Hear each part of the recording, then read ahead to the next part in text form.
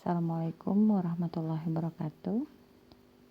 Hari ini di mata kuliah Farmasi Fisika 1 dengan proses daring, saya akan menjelaskan tentang proses termodinamika pada keadaan adiabatik.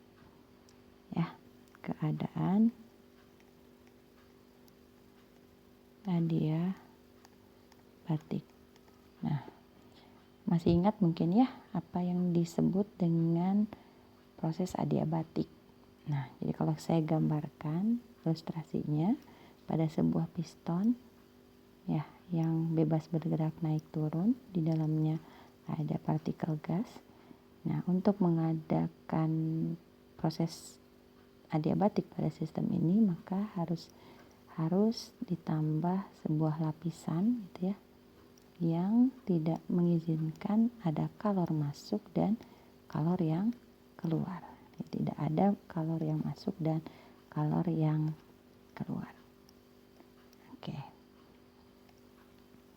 Nah, bagaimana proses termodinamikanya? Termodinamika pertamanya kita tahu perubahan energi dalam adalah kalor yang dimiliki oleh sistem gitu ya dari prosesnya dikurang dengan kerja atau usaha yang dilakukan oleh lingkungan terhadap sistem. Nah, jika kalor yang masuk dan keluarnya tidak ada sama dengan 0, nah maka delta U-nya itu hanya ada min W. Berarti hanya ada kerja lingkungan. Jadi hanya ada lingkungan yang bekerja pada sistem yang menyebabkan terjadinya perubahan energi dalam. Nah, bagaimana persamaan gas ideal gitu ya, persamaan gas ideal pada proses adiabatik ini. Nah, kita ingat ya bahwa hubungan tekanan dengan volume yang akan kita cari. Bagaimana hubungan tekanan dengan temperatur yang akan kita cari. Nah, sekarang untuk keadaan adiabatik itu sudah menjadi tetapan bahwa hubungan antara tekanan dikali dengan volume pangkat gamma itu nilainya konstan. Apa itu gamma? Gamma itu adalah perbandingan antara kalor jenis pada tekanan tetap dibagi dengan kalor jenis pada volume tetap. Ingat, kalor jenis bukan kapasitas kalor. Nah, berarti kalau ada dua keadaan, maka P1 dikali dengan V1 pangkat gamma akan sama dengan P2 kali V2 pangkat gamma. Nah, ini dia persamaan gas ideal pada proses adiabatik. Nah, bagaimana hubungan volume sama temperatur sekarang? Nah, kita masih ingat bahwa ada proses yang dinamakan gas ideal itu harus memenuhi persamaan PV sama dengan NR kali T gitu. Otomatis kita bisa merubah nih di sini ya bahwa P itu adalah NRT per volume. Nah, kita masukkan persamaan yang menjadi tetapan. Maka ini bisa kita rubah jadi NRT1 per V1 pada keadaan 1 kali V1 pangkat gamma. Yang di sini NR T2 bagi V2 kali V2 pangkat gamma pada keadaan 2. Maka kalau kita operasikan, ini kan sudah jelas ya bahwa ada beberapa hal yang sama ya antara ruas kiri dan kanan, yaitu NR bisa kita rubah, terus V1 di sini bisa kita operasikan, V2-nya juga kita bisa operasikan secara matematik. Nah, sehingga persamaannya akan berubah menjadi T1 V1 pangkat gamma min 1. Kenapa min 1? Karena dibagi dengan V1 ya di bawah. Itu dikurang. Ini juga sama T2 V2 pangkat gamma min 1. Nah, otomatis ada dua persamaan yang telah kita temukan ya sekarang. Nah, yang mana persamaannya? Yang pertama ini ya. Yang kedua ini.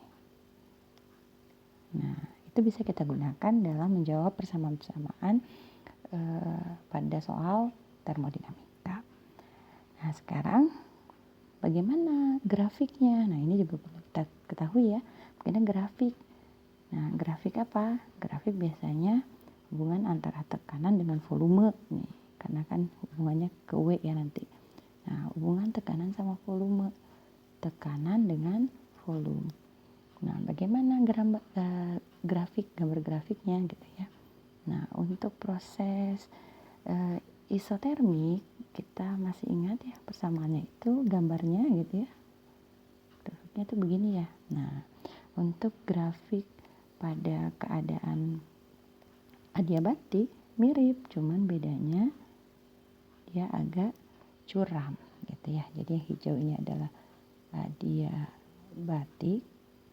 Nah, yang biru tadi itu adalah isotermik. Nah, begitu.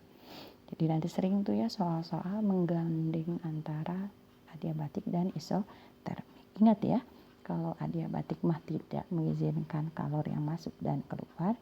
Kalau isotermik itu suhunya tetap, gitu ya, atau suhunya konstan. Nah, bagaimana contoh soalnya? Oke, saya coba ya mencontohkan sebuah soal gitu ya. Contoh. Jadi ada satu keadaan gitu ya. Volumenya itu diketahui, diketahui 0,5 ya meter kubik ya, meter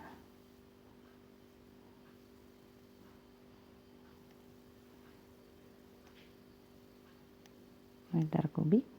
Nah, terus pada tekanan itu adalah 150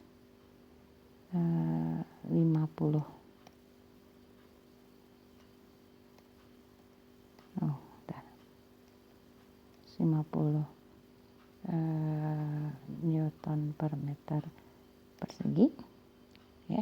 Terus pada keadaan 2 gitu ya, itu adalah 1 meter kubik. Nah, yang ditanyakan berapa tekanan keduanya gitu. Ini gasnya pada udara. Nah, gamma itu biasanya diketahui.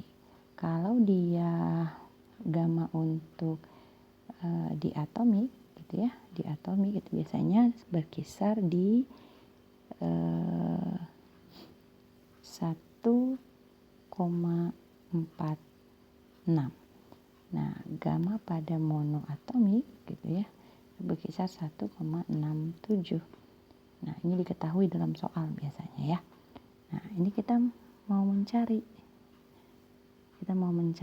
berapa nih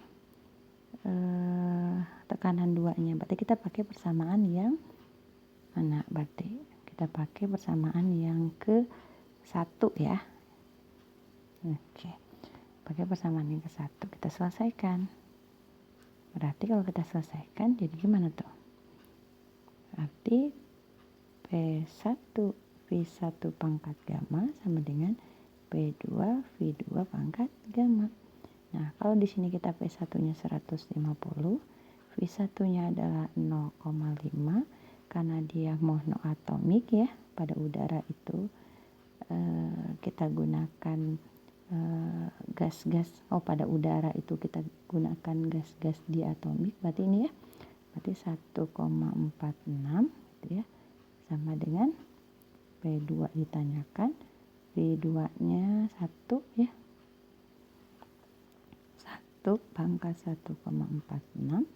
Nah, berarti kita bisa cari P2-nya adalah 150 kali ya 0,5 dibagi 1 sama-sama 1,46 pangkatnya gitu ya. Nah, kita selesaikan. Ini jadi 150 kali 0,5 pangkat 1,46.